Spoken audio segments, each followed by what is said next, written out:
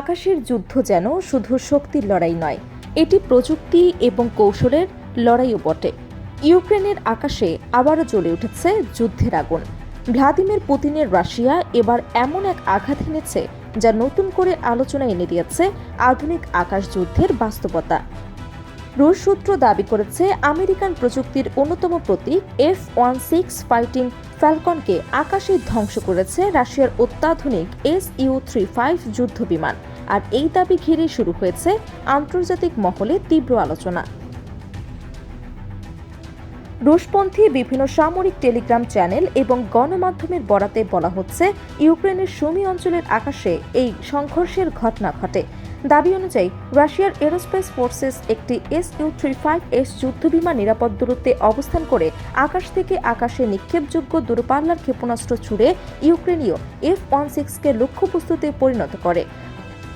যদিও এই তথ্য এখনও স্বাধীনভাবে যাচাই করা সম্ভব হয়নি, তবুও বিষয়টি সামরিক বিশ্লেষকদের নজর কাড়ছে।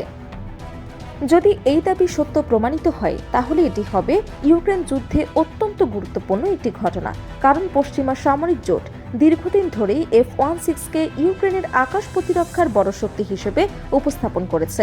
সেই বিমানে যদি রুশ যুদ্ধ বিমানের আঘাতে ভূপাতিত হয়ে থাকে তাহলে তা নিঃসন্দেহে কৌশলগত এবং মনস্তাত্ত্বিক দিক থেকে বড় ধাক্কা হিসেবে বিবেচিত হবে। রাশিয়ার দাবি অনুযায়ী ঘটনাটি ঘটে সুমি তুরস্ক সীমান্তের কাছাকাছি এলাকায়। বলা হচ্ছে ইউক্রেনীয় F-16টি আকাশ প্রতিরক্ষা অভিযানে অংশ নিয়েছিল। ঠিক সেই সময় দূর থেকে ক্ষেপণাস্ত্র নিক্ষেপ করে Su-35 বিমানটি। ইউক্রেনীয় পাইলট আত্মরক্ষার চেষ্টা করলেও শেষ পর্যন্ত সফল হতে পারেনি বলে দাবি করা হচ্ছে। বিশেষজ্ঞদের মতে এই ঘটনার সবচেয়ে গুরুত্বপূর্ণ দিক হল ব্যবহৃত কৌশল। রাশিয়ার Su-35 যুদ্ধ বিমানটি ইউক্রেনের গভীর আকাশসীমায় প্রবেশ না করেই দূরপাল্লার ক্ষেপণাস্ত্র ব্যবহার করেছে বলে জানা যাচ্ছে, অর্থাৎ নিজেদের ঝুঁকি কমিয়ে শত্রু বিমানে আঘাত হানার সক্ষমতা দেখিয়েছে রুশ বাহিনী। Su-35 বর্তমানে রাশিয়ার অন্যতম আধুনিক চতুর্থ প্রজন্মের যুদ্ধ বিমান। এটি অত্যন্ত উচ্চ চালন ক্ষমতা সম্পন্ন এবং এতে রয়েছে থ্রাস্ট ভেক্টর ইঞ্জিন প্রযুক্তি, যা আকাশে দ্রুত দিক পরিবর্তন এবং জটিল কৌশল প্রয়োগের সহায়তা করে। একই সঙ্গে এর শক্তিশালী রাডার ব্যবস্থা দূর থেকে একাধিক লক্ষ্যবস্তু শনাক্ত এবং অনুসরণ করতে সক্ষম। সামরিক বিশ্লেষকদের মতে ইউক্রেন যুদ্ধে রাশিয়া ব্যাপকভাবে Su-35 ব্যবহার করেছে। শুধু আকাশ যুদ্ধ নয়, দূরপাল্লার ক্ষেপণাস্ত্র হামলা এবং আকাশ প্রতিরক্ষা অভিযানে এই যুদ্ধ বিমান গুরুত্বপূর্ণ ভূমিকা পালন করছে। এর বহুমুখী সক্ষমতার কারণেই আন্তর্জাতিক অস্ত্র বাজারেও Su-35 এর চাহিদা বেড়েছে। বিশেষ করে ইরান সহ রাশিয়ার ঘনিষ্ঠ কয়েকটি দেশ এই যুদ্ধ বিমান সংগ্রহে আগ্রহ দেখিয়েছে। অন্যদিকে F-16 ফাইটিং ফ্যালকন দীর্ঘদিন ধরে পশ্চিমা সামরিক প্রযুক্তির অন্যতম সফল যুদ্ধ বিমান হিসেবে পরিচিত। যুক্তরাষ্ট্র এবং তার মিত্র দেশগুলোর বিভিন্ন সামরিক অভিযানে এই বিমান গুরুত্বপূর্ণ ভূমিকা পালন করেছে।